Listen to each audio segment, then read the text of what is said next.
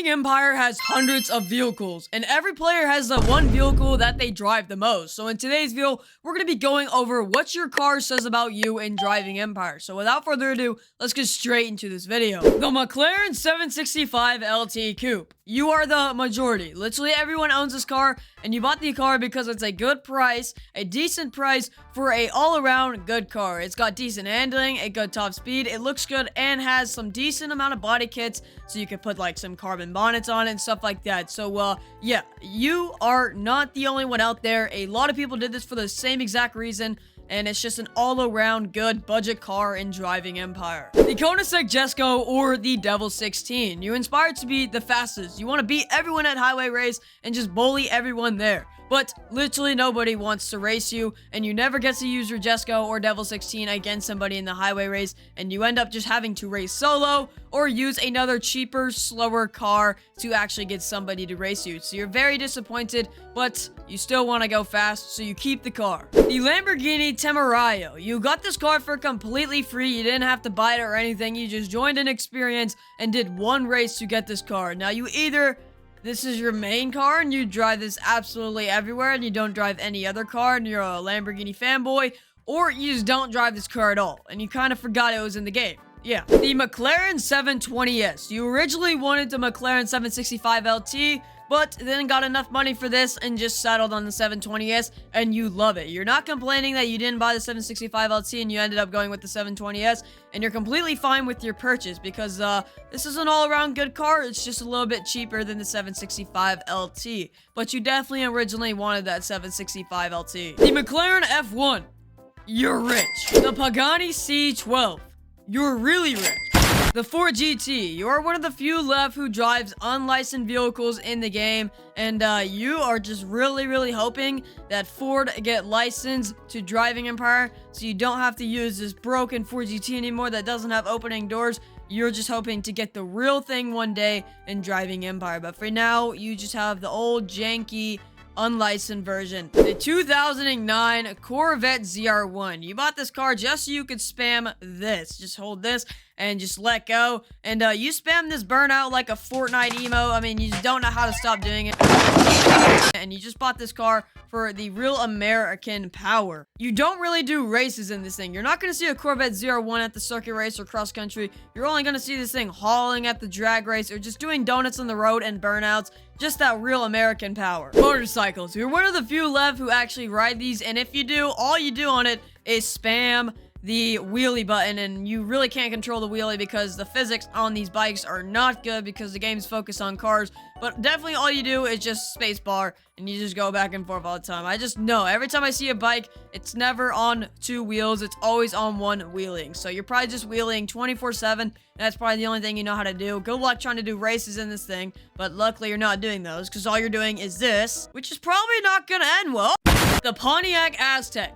Are you real? Are you a real person? The McLaren Senna. You do a lot of races in this car. You've probably done over like 500 races in this car, and you're very biased to this. You say to everyone you see on the street with a different car that the McLaren Senna is the best all-around car in the game, and there's nothing that can top it. And you just won't stop using it. Even if there's a better car with the same price range that you might find or might be added to the game, you're still gonna continue to use your McLaren Senna because it's just made for you. This car is literally yours. The Audi R8. You spent like $10 just for this car. You use the RS2 too, but you don't use it as much as this Audi R8 right here, and you just know it's the best sounding car in the game. Let me just turn the volume up real quick.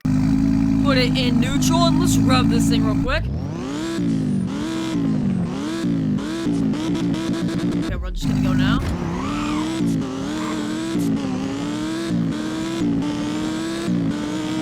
Oh my god! Dude, this thing sounds so good! Put it back in the neutral.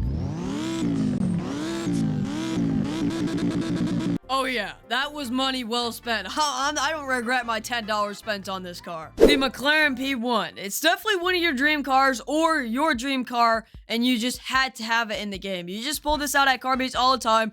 even if it's not your main car that you race and drive in, every time you go to the car meet or you want to park somewhere or something like that, you're going to pull out the McLaren P1 because it's your dream car and one of the best looking cars in your opinion. So that's why you bought it. The Nissan GTR. You bought this car just so you can put plenty of body kits on it. And of course, look at mine. I got a rally one. I mean, look how high I've just climbed. It's not actually that high.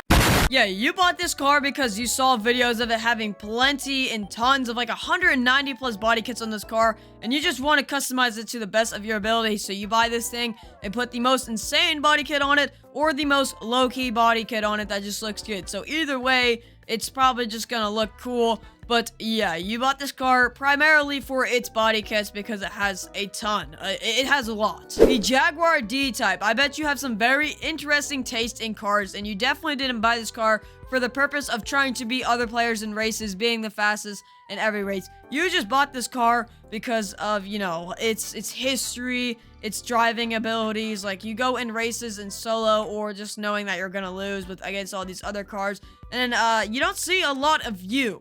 There's not a lot out there, but I bet you do have some very interesting taste in cars, and you got some good opinions on cars that are ugly and cars that are looking good, I'd bet. So yeah, let's just the Range Rover Sport SVR. You definitely like to roleplay in this game and like drive around all your friends and stuff like that, but you also want to be fast, which the SVR is both, and it's also glitched. Look, it has an extra exhaust flame. That's actually pretty funny.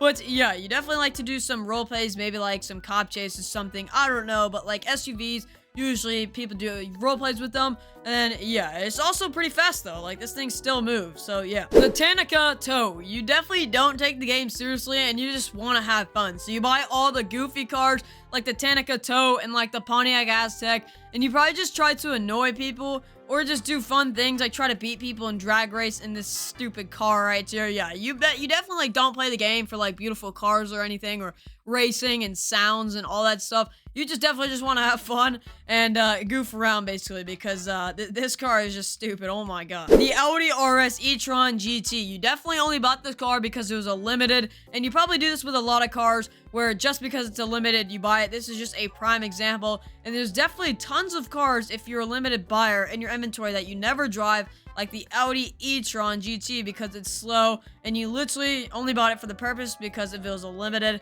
and it might be rare, which it probably wasn't. The Audi TT. You definitely have not been playing the game for a while because this is a starter car, so you definitely started recently and you just got this car for completely free. And yeah, maybe like 2 days, 3 days you've been playing the game right now. Yeah, it's just, you just started. You're a beginner. Alright guys, but that's gonna be everything for today's video. And for me, this is the car I've been driving for the past like 3 or 4 days since the update came out. I literally have just been driving this car all the time, nothing else. So what do you think this car describes me as in the comments down below? You can do that. But yeah, hope you guys enjoyed this video. Make sure to check out my description where my other 2 channels are, especially my Forza Horizon 5 channel and my Discord, and hope to see you guys in the next video. But if you like these videos, I can do way more because there's a lot of cars in the game. There's a lot.